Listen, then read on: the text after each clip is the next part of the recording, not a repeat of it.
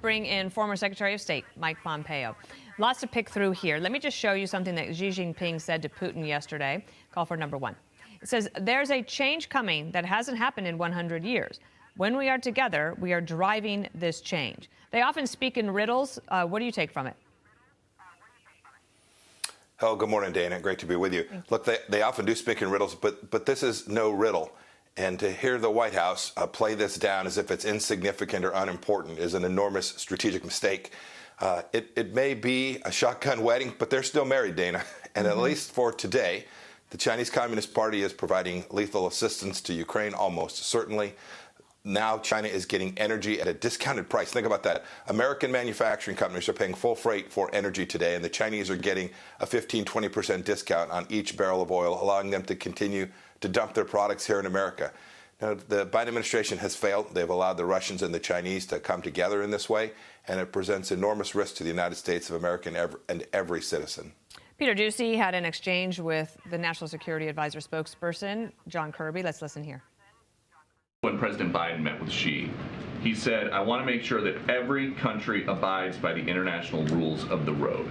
Does he think China is abiding by the international rules of the road? We have significant concerns about China's behavior, particularly their coercive and aggressive behavior. But there are other areas where we believe there's room for cooperation with China. But in order to do that, Peter, you got to keep those lines of communication open. Does that present a good point, that it's important for us to have these lines of communication be open? Like when we had the spy balloon, there was a situation where you could not get an actual answer out of China. Dan, this is pretty typical of this administration putting process over substance, right? The ability to make a phone call as opposed to the ability to actually change the Chinese Communist Party's behavior against the United States. Look, there's a couple things we should think our way through. One, it's clear Russia is the junior partner here. It's clear that they're now becoming a vassal state of the Chinese Communist Party. They have 1,000 nuclear weapons to add to the Chinese arsenal. That's bad for us. The UN has always been troubling. Now 2 members of the UN Security Council joined together against the United States of America. That's bad for the United States as well. And finally, I think we may be in a situation again where this administration has drawn a red line and the Chinese Communist Party has just crossed it willy-nilly. That's bad too. They said if lethal assistance was provided, there would be real cost to China. I've seen them do nothing in the face of what we can now see as clearly a concordat, a deal between Xi and Putin, which is going to put the people of Ukraine at risk, therefore Europe and the United States as well. Politico has a piece today that says Biden administration lack of information on spy flight. What the Biden administration isn't telling Congress about spy balloons, goes on to say, the delay by the administration on releasing information about the balloon and the other objects shot down last month raises questions about the extent to which the U.S. fully understands what intelligence foreign governments may be collecting without Washington's knowledge.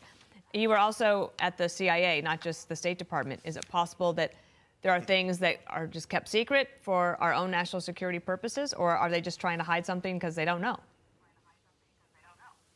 Dana, it's certainly possible that there are things that can't be shared broadly that they actually know. I'm confident that they have shared it with members of Congress. At least they should have shared it with them. They have an obligation to do so.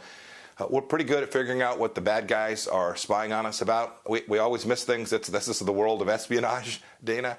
But make no mistake about it, we should be incredibly focused. Remember, it seems like a long time ago when the Chinese were running spies from their consulate in Houston, Texas, and I recommended to the president we close it down, and we did. They are definitely trying to undermine our way of life. They want our kids to live more like their kids, and that would be bad for the United States. We need to be vigilant in making sure we understand what it is the Chinese Communist Party is trying to do to us, and then pushing back against it. And I've seen no evidence to date that the Biden administration is up to that task. One last thing. I was just reading David Ignatius, the columnist who writes on foreign policy every week in the Washington Post. He said that America should be concerned about more cooperation between China and Russia. Do you think that's true? Yeah, every once in a while, even the Post gets something right. David's got that right. We should be concerned about this.